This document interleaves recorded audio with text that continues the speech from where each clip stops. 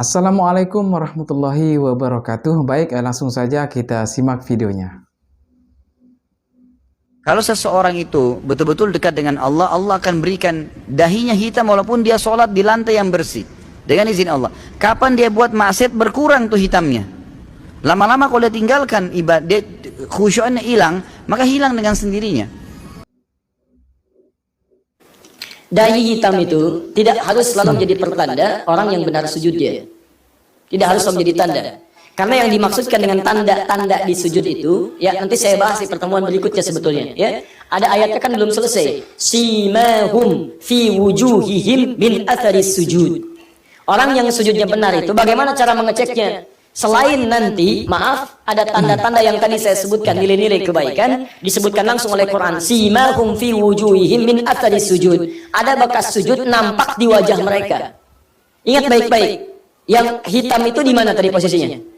Kening, sementara Quran menyebut wajah. Wajah.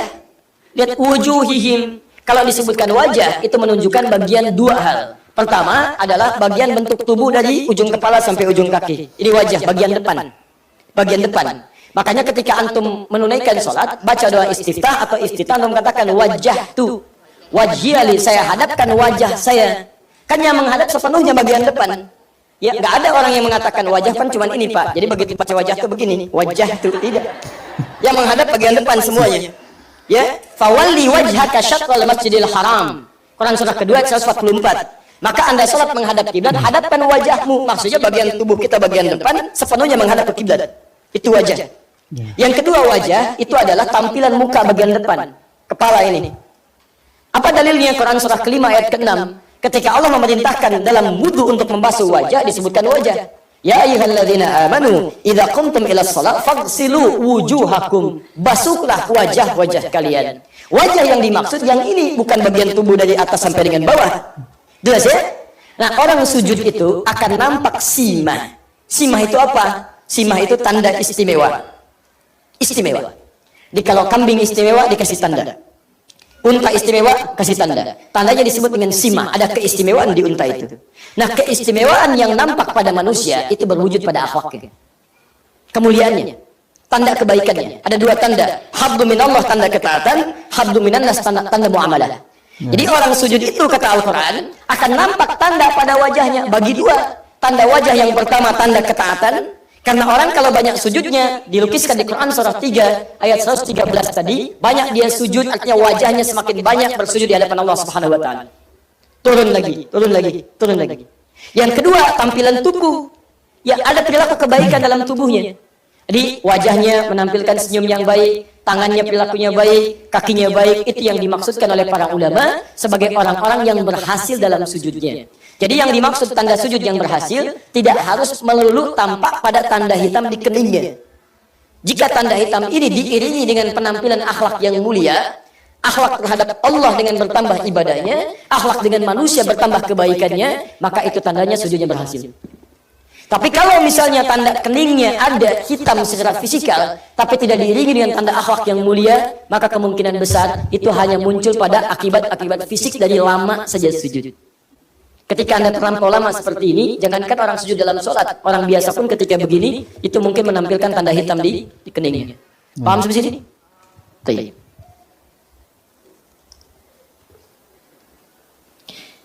Tapi kita tidak perlu menilai orang. Ya, kita bukan hakim. Saya pun tidak ingin Anda bertanya kepada saya untuk menilai orang lain. Bagaimana pendapat Ustaz tentang Ustaz Fulan, tentang ini, tentang itu, jangan. Kita harus tunjuk diri sendiri saja. Ya, tunjuk diri sendiri. Gak usah nilai tanda orang lain. Ya. Awas lewat, ahli sujud apa? Tanda hitam. Masya Allah.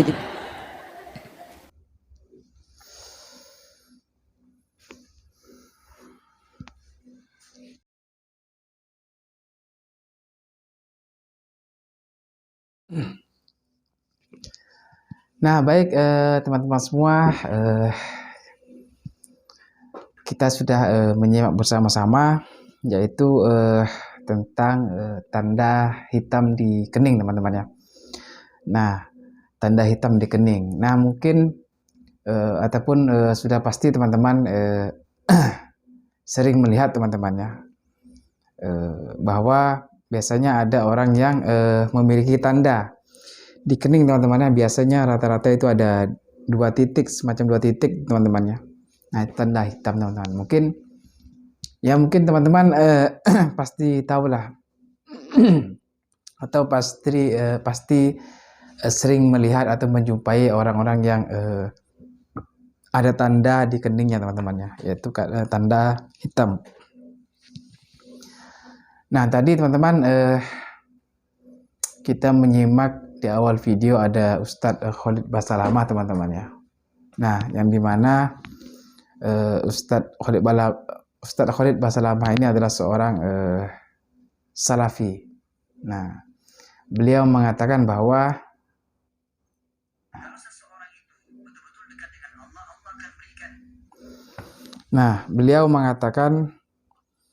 bahwa tanda hitam di kening itu bahwa seseorang itu dekat dengan Allah teman-teman ya.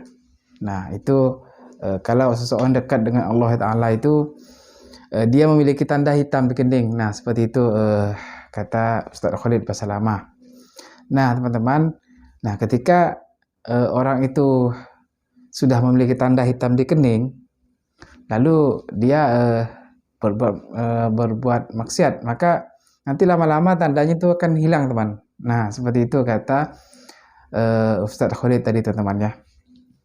Nah, sedangkan tadi kita menyimak penjelasan dari Ustadz Adi Hidayat bahwa tanda hitam di kening itu tidak mesti dari bekas sujud teman-teman.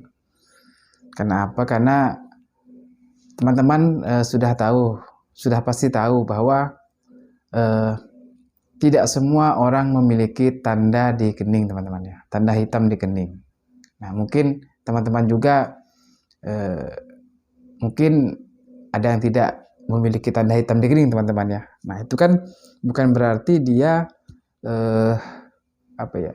dikarenakan kening hitam itu dikarenakan dia sering sujud.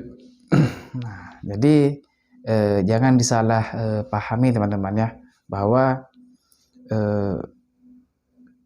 kalau tanda di kening hitam ini dikarenakan bekas sujud, mungkin semua orang yang sholat itu, yang sering sujud itu semuanya akan ada tanda hitamnya teman-teman ya. Nah, jadi tidak seperti itu teman-teman ya, bahwa dari yang disampaikan tadi oleh Ustadz Adi Hidayat, bahwa orang yang benar sujudnya itu akan tampak pada akhlaknya teman-teman ya, bukan pada tanda hitam di kening teman-teman. Nah, jadi seperti itulah yang saya simpulkan teman-teman ya. Nah, dan juga tadi kita sudah menyimaknya dan melihatnya dari awal sampai akhir